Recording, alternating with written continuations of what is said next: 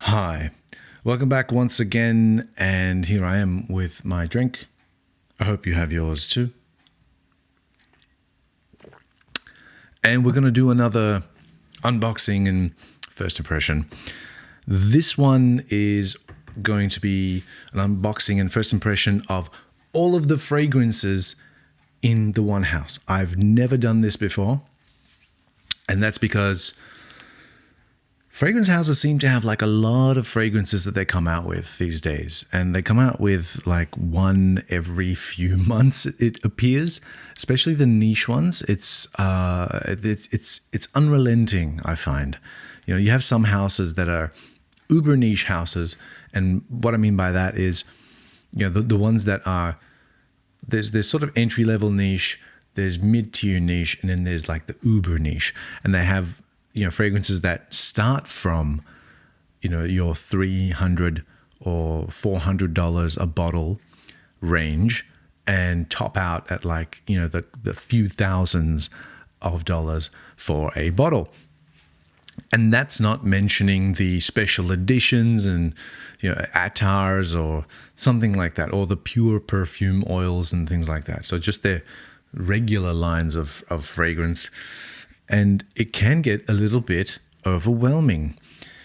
I remember a time when, you used to get one fragrance every few years, and you'd get maybe a flanker a couple of years later. And then, every 5 or 7 years, you might get a new release from the one house. And that seems to have disappeared, I guess, with the advancement of technology, and with the with the age of the connectedness and everybody knowing everything all the time and being able to reach more markets and utilizing all the tools that we have and all the technologies that we have, and it's just easier to get something off the ground. Maybe the barriers of entry have lowered into this industry, which is a good thing. Because it allows so many more people into this art form. That's what I call it. It's an art form, It's a business. Yes, of course it's a business. Many things are. And the ones that are being successful in today's age are the ones that are actually artisans, in my mind. And so, speaking of artisans, I'm going to talk to you about today this house here, which is a new house, and they're called SORA DORA. And I thought, that's a very unique name. It's a very cool, sort of cute, sort of sounding name. I was thinking, I wonder why they called it SORA DORA. So I have a look, and of course, the person behind the house and the perfumier is Anthony SORA DORA, and this is literally his surname. So cool. If you got a cool surname, why not make it the name of your house? It makes complete sense. And speaking of sense, they have 7 of them that they've come out with in their original line. And they didn't send me this, so I can talk about it however I like. But I did get sent this by someone in Australia who is a very influential person, and in the fragrance world, I don't know, community, whatever you want to call it. And he got sent this from SORA DORA, and he passed it on to me because he said, hey, why don't you give it your thoughts, because you're on YouTube and I'm on Instagram. So he's on Instagram. His handle is fragrance photography, fragrance photos, nice pics. I don't know. I'll leave a link to it in the description below. And if you are not already following him, please go there and follow him. He has the best fragrance photos in the game, bar none. I've seen a lot.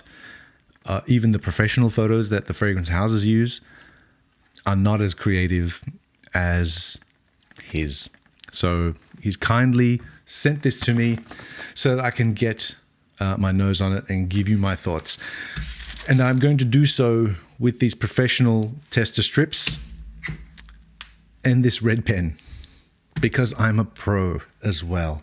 I think the Presentation is pretty damn good for a discovery kit, because as you pull it out, you pull the box out, and then you've got individual boxes of the SORA DORA fragrances.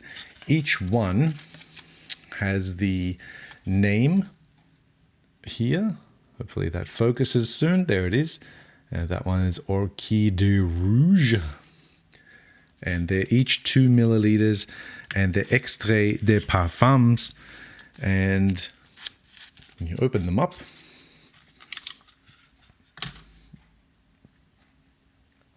you'll see they come in this lovely little bottle like this. And it's got the name of the fragrance on it as well. There's quite a bit in there, as a matter of fact. And each one has a cap, which is lovely. And the atomizers on these are pretty damn good. So the first one we're going to try out is Orchid Rouge. Focus on it. Focus on it. Not my face. There it is. There it is. See my handwriting? I should have been a doctor. I am a doctor. I'm a doctor of philosophy. Now, one thing to note, if you ever see any fragrance reviewer who has a tester strip and they have sprayed the fragrance on the thick end of the tester strip, you should unfollow them. Really, unsubscribe, because they have no idea what the fuck they're doing. This is how you do it. Like that. You understand? It's on the thin end. This is, and I know there's some tester strips that are completely rectangular. Use your common sense. But the ones that have a thinner end at one end, that's the end you spray the fragrance on, not the thick end. The thick end is there for you to hold with your opposable thumbs and index fingers. This is great. This is great. This is Orchid Rouge. I like this one, Orchid Rouge. I like this one because it's very pleasant. Now, this is a really vanillic sort of, a nice sort of clean, almost like a musky vanilla is what this is. It's like a clean, musky vanilla that you just out of the shower kind of scent. And you are maybe going to go out, maybe not going to go out, but really nice. The benzoin in here is really clean as well. And they're supposed to be elemi. And I'm a huge fan of elemi, and my nose is really good at picking it up. But it's not very pronounced off the tester strip here. I did pick it up when I did spray this on skin. And I've tried all of these on my skin during the week. But this one, Orchid Rouge, very, very pleasant. Now, I'm not doing this in order of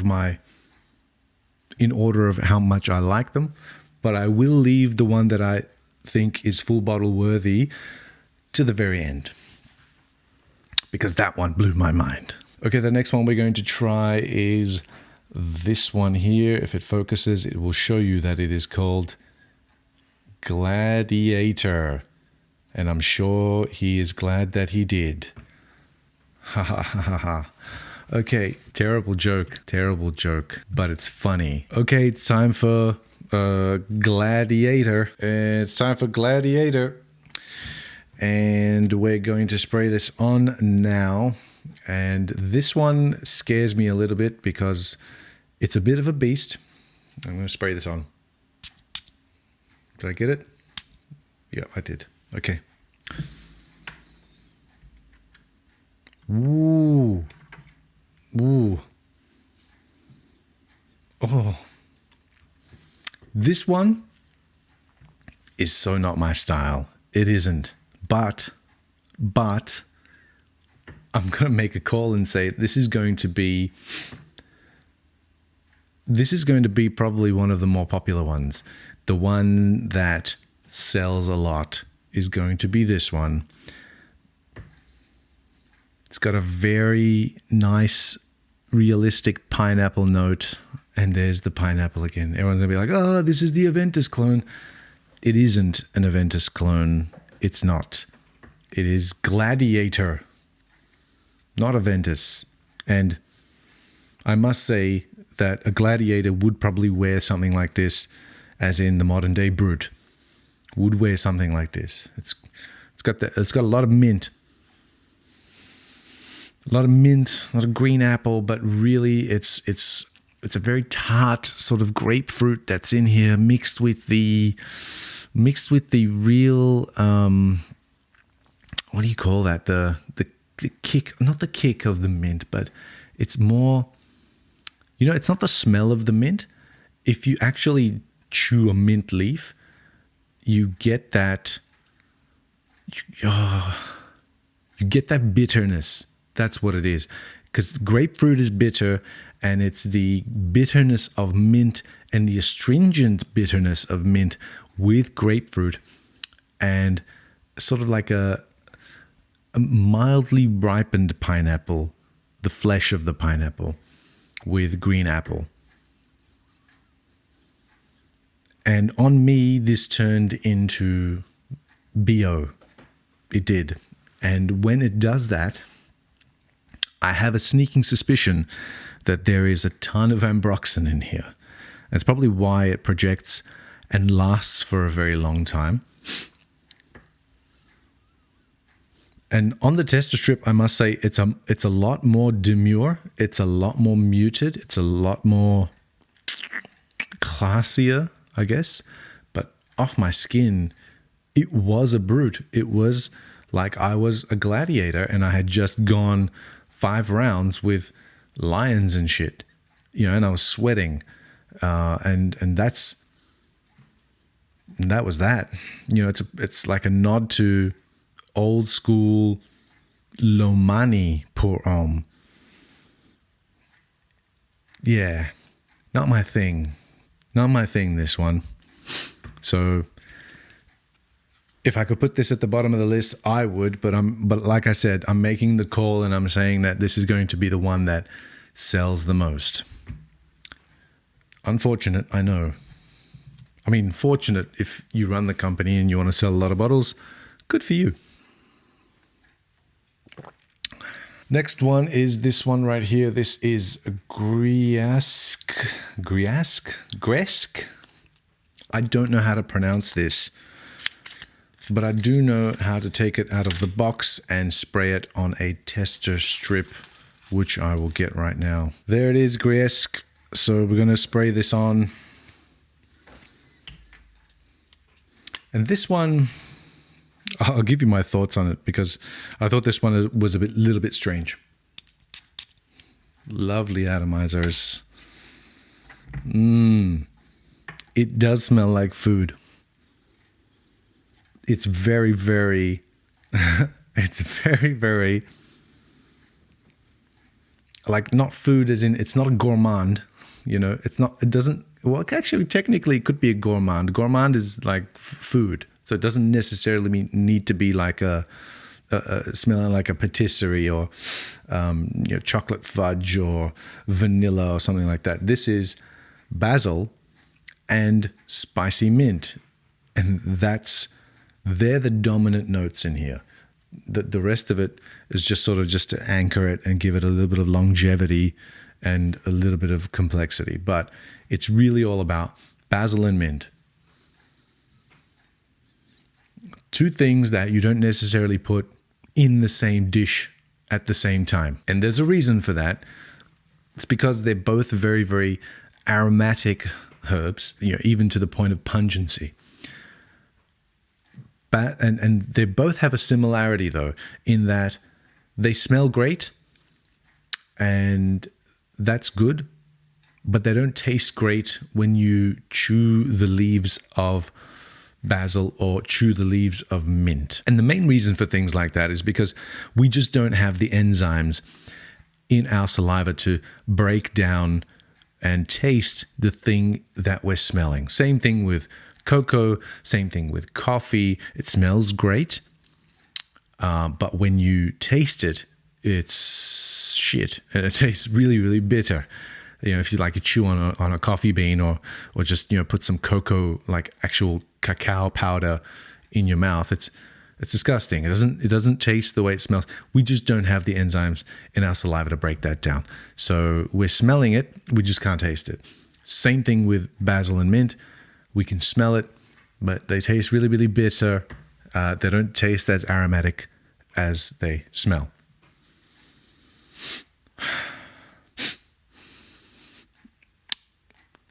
It's nice. I'd be like, if my food smelled like this, I wouldn't mind. Or if my salad smelled like this, I wouldn't mind. Maybe even if my house kind of smelled like this, if I've got the windows open, I've got like a room freshener or something that smelled like this, but I'm not going to spray this on my skin and walk around.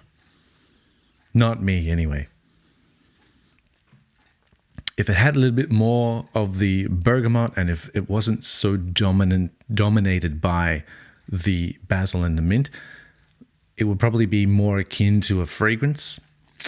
But this is more like a statement rather than a fragrance. It's probably like a scene, like a scene. You're high up in the hills of like the Cinque Terre or something like that, and you're out on your balcony or your front porch and the front of your house, and you're underneath the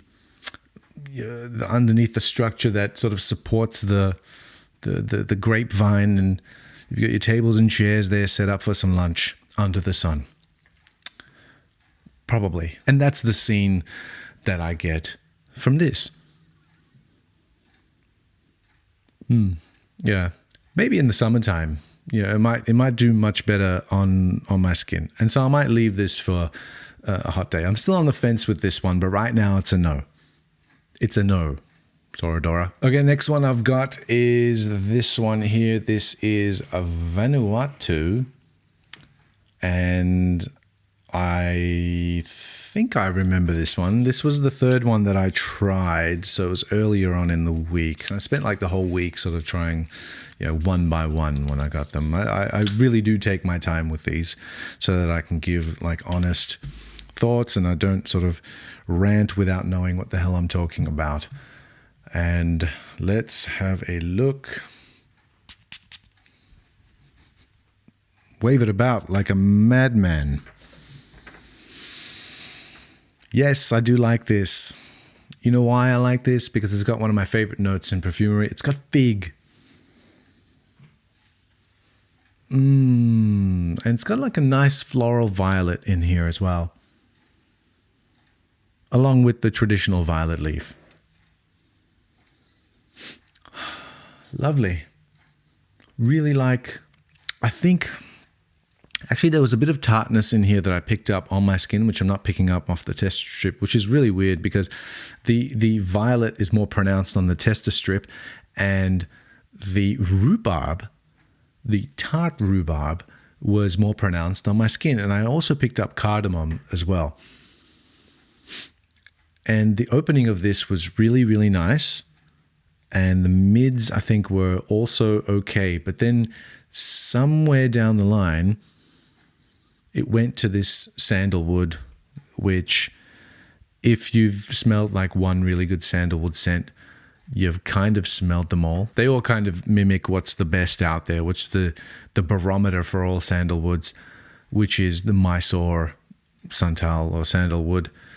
And I think a lot of people now are using Australian sandalwood, which is also nice. It's just not as old as the Mysore sandalwood. There's a whole story behind sandalwood. It has something had to do with a king or something like that. And yeah, and then some visionary who came here and sort of went, yeah, you know what? There's conditions here that would suit sandalwood, so I'm going to try and grow them here. And they did. And that's why we have sandalwood here in Australia. And people use it. SORA DORA has used it.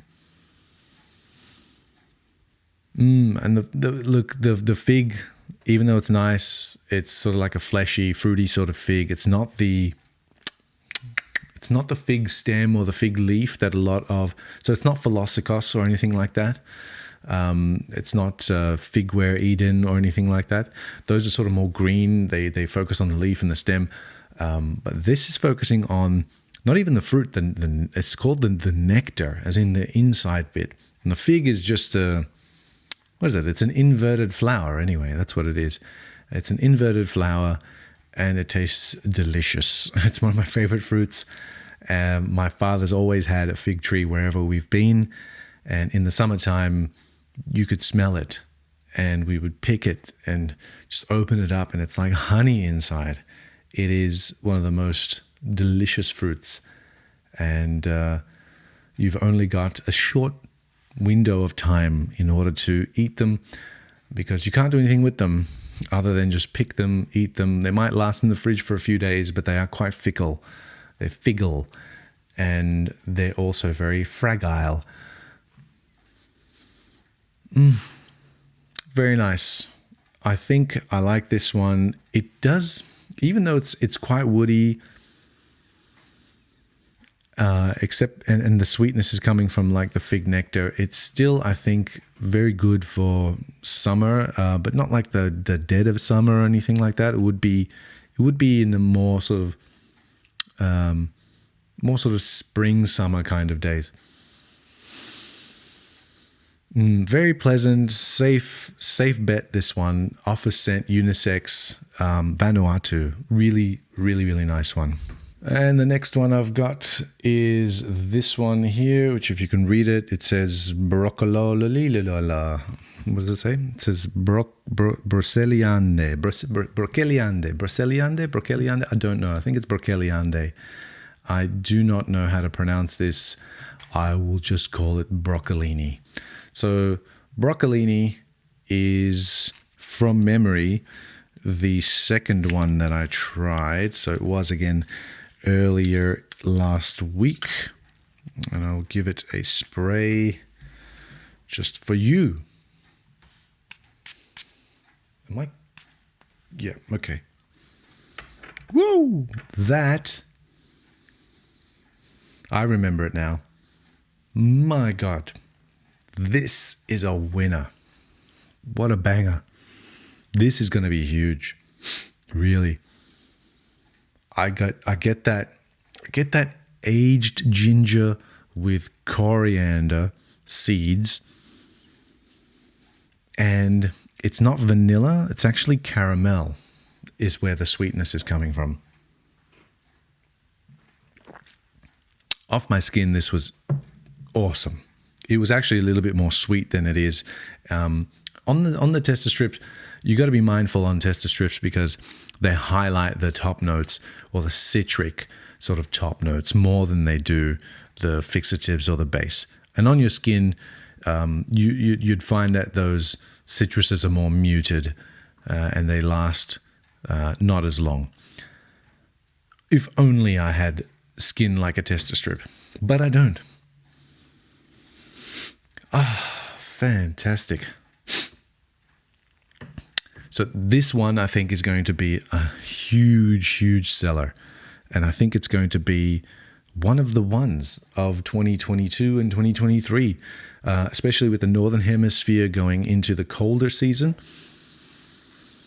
This is going to be the one that a lot of people are going to gravitate towards. It does have like a Annie sort of vibe from Nishane, and we all know how awesome that fragrance is. It is a banger in its own right, and this is too.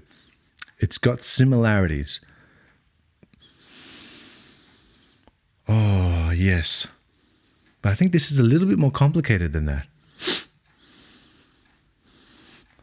There's a little bit of animalic notes in here as well. And some cinnamon too. Broccolini. I hope I'm saying this. Broccolini. This is going to be a winner. SORA DORA. So far, you've got 2. I've done 5 of the 7, and 2 of them are absolute bangers. So Vanuatu and Broccolini are absolute winners. Griesque, still on the fence about. Gladiator is a no, and Orchid Rouge is nice, but really nothing special. It's like a filler. Like, you know, when you have an album and you've got like 5 awesome songs and then you need one more and it's a filler. That's what that one is. I'm being nice. Another sip of juice. All right, the second last one that I've got is this one right here. This is Mandolore by SORA DORA, of course. And this was the first one that I tested. So it was more than a week ago. And so I need to be reminded of what it smells like. Now let's be careful of the aim here. All right. Yes. Okay. Vanilla, leather,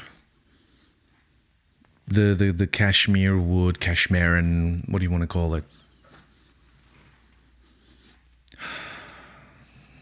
Heliotrope, which I'm not 100% familiar of that scent accord.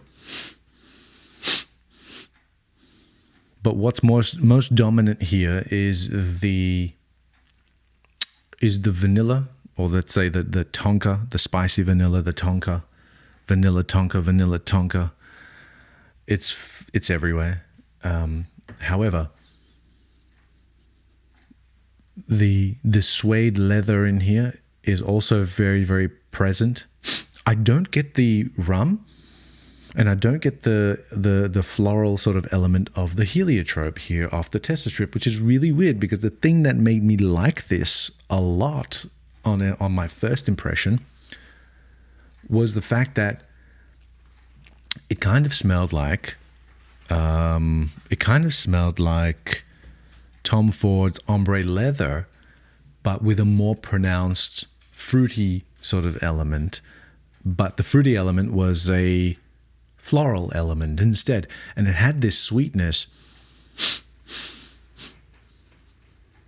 that I don't think that has. That's a bit too dry and leathery. Especially on me, it's a bit too dry and leathery. So yeah, on the tester strip, it's coming back with a lot more leather and less sweetness and less floral sort of elements from the heliotrope as well. I think the tester strip for this one doesn't do it justice. I mean, the tester strips have all been kind of different to what I remember them, because I tested them all on my skin during the week. And I must say on my skin, Vanuatu was not as good as it was on the tester strip. All the other ones have been opposite. Vanuatu and Gladiator on the tester strip have been nicer on the tester strip than they were on my skin. Funny thing, Gladiator is the one that I don't like the most, or I like the least, and that's the one that my wife liked the most. So yeah, we're at a bit of a disagreement here. But that was Mandolore, and I think that's going to be another banger. So, this is pretty damn good. And I haven't even got to the last one, which is my favorite one. This is my favorite one from the house. And my favorite one from the house, which I think is the best one, the most unique one, and the one that is probably going to be the most divisive at the same time. And that's been my style this year. 2022, I did say to myself, it's a year to be challenged by scents, and I don't want to play it safe, and I want things that really challenge my olfactory, my notions of what I think a good smell is, or how I can appreciate the art of a fragrance. And this has made me appreciate it. This is Camelwood, and why do you have to call it Camelwood? Camelwood, I'm going to very, very carefully spray this on a tester strip and not on myself. Because it is quite a long-lasting and well-projecting sort of scent, and I've worn this more than once. Now, this is the one that I wore more than once. Okay, I think that's enough. Wow, that is amazing. This is the best by far of the house. SORA DORA, like Anthony's SORA DORA, killed it with this one. Absolutely smashed it out of the park. I would get a full bottle of this, except that this was the one that both my wife and my daughters, when they smelled it, they thought it wasn't very good at all. As a matter of fact, they told me to get away from them. Just take that thing away from my nose. So maybe it was because I had just sprayed it on and it was still really, really radiating off my skin. But I think that this is for anyone who has, I guess, more of an advanced sort of nose and is past the designer phase and is also past the entry-level niche phase and is ready to be challenged by something that is both complex, beautiful, and unique. I think that this is the one. And I guess I'm a little bit biased because this has a huge kick of elemi resin in it. And elemi resin is one of my favorite resins because it not only has the properties of an actual resin, as in being thick and rich and it giving depth to a fragrance, it also has it also has gingerish kind of qualities and almost like a citric or a lemony gingery resin. That's what elemi comes across to me as. A popular elemi scent is the Dior's Eau Sauvage Parfum 2017, which has also a dominant elemi note. And that's the reason why I like that one more than the 2012, because that one had more of a myrrh sort of dominant scent profile. But this takes that elemi to a whole new level.